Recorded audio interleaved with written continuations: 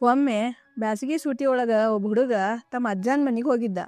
ಅವಂಗ ಅಲ್ಲಿರಾಕ ಭಾಳ ಸೇರ್ತಿತ್ತು. ಮುಂಜಾನೆ ಹಕ್ಕಿ ಚಿಲ್ಪಿಲಿ, ಅಲ್ಲಿನ ಮಣ್ಣಿನ ವಾಸನೆ, ಮುಖ್ಯ ಅಂದ್ರೆ ಅಜ್ಜನ ಜೊತೆ ಕಳೆಯೋ ಟೈಮ್ ಇವೆಲ್ಲ ಸೇರ್ತಿದ್ವು ಅವಂಗ. ದಿನ ಆಟ ಆಡ್ತಿದ್ರ, ಕತೆ ಹೇಳ್ತಿದ್ರ, ನಗ್ತಿದ್ರ.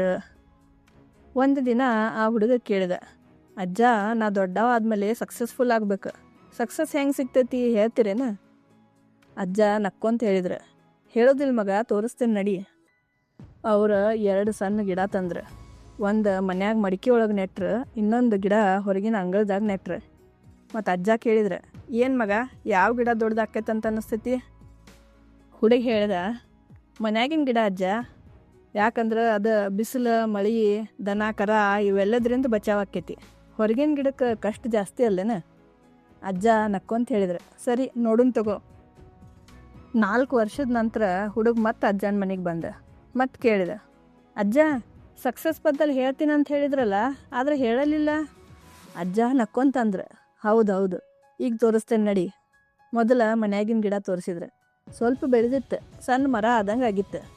ಆಮೇಲೆ ಹೊರಗೆ ಹೋದ್ರೆ, ಹೊರಗಿನ ಗಿಡ ಮಾತ್ರ ಭಾರಿ ದೊಡ್ಡ ಗಟ್ಟಿ ಮರ ಆಗಿತ್ತು. ಮರದ ಕೊಂಬೆಲ್ಲ ಪಸರಾಸಿ ಎಲ್ಲರಿಗೂ ನೆರವು ಕೊಡತ್ತಿದ್ದು. ಹುಡುಗ ಆಶ್ಚರ್ಯದಿಂದ ಕೇಳಿದ, ಅಜ್ಜ, ಇದಂಗಾತ?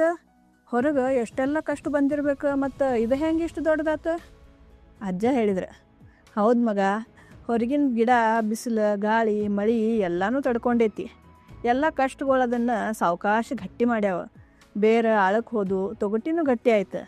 ಆದ್ರೆ ಒಳಗಿನ ಗಿಡಕ್ಕೆ ಯಾವ ತೊಂದರೆನೂ ಇರಲಿಲ್ಲ. ಅದಕ್ಕೆ ಬೆಳೆಯೋ ಕಾರಣನೇ ಇರಲಿಲ್ಲ. ಅಜ್ಜ ಸಾವಕಾಶ ಹೇಳಿದ್ರೆ, ನೋಡಪ್ಪಿ, ಜೀವನದಾಗ ಸರಳ ದಾರಿ ಆರಿಸಿದ್ರೆ ಸುರಕ್ಷಿತ ಇರ್ತಿ, ಬಚಾವಾಕಿ, ಆದ್ರೆ ಗಟ್ಟಿ ಆಗೋದಿಲ್ಲ.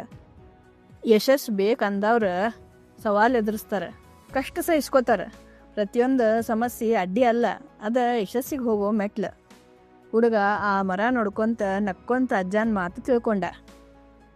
ಈ ಜೀವನ ಅನ್ನೋದು ಅಡ್ಡಿ, ತೊಡಕ, ತಿರುವ, ಜಂಜಾಟದಿಂದ ತುಂಬೈತಿ. ನಾವು ಅಡ್ಡಿ ಅಂತ ಅಂದ್ಕೊಂಡಿದ್ದು ನಮ್ಮನ್ನು ಎತ್ತರಕ್ಕೆ ಒಯ್ತೈತಿ. ಆಟದಾಗಿನ ಗತೆ ಸವಾಲನ್ನು ಗೆದ್ದ ಮುಂದೆ ಹೋಗೋದು ಖರೆ ಖುಷಿ ಮತ್ತು ಶಾಣ್ಯತನ ಐತಿ. ಅದಕ್ಕೆ ಹೇಳೋದು ನೋಡ್ರಿ, ಹೆದರಬಾರ್ದು. ಎಲ್ಲ ಸವಾಲುಗಳನ್ನ, ಅಡ್ಡಿಗಳನ್ನ ಸ್ವೀಕಾರ ಮಾಡಿರಿ. ಪ್ರತಿಯೊಂದು ಕಷ್ಟ ಸಹಿಸ್ಕೊಳಕ್ಕೆ ಕಲೀರಿ. ಯಾಕಂದ್ರೆ ಹೆಚ್ಚು ಬಿರುಗಾಳಿ ಬಡ್ದಿದ್ದ ಮರನ ಗಟ್ಟಿ ಆಕ್ಕೈತಿ.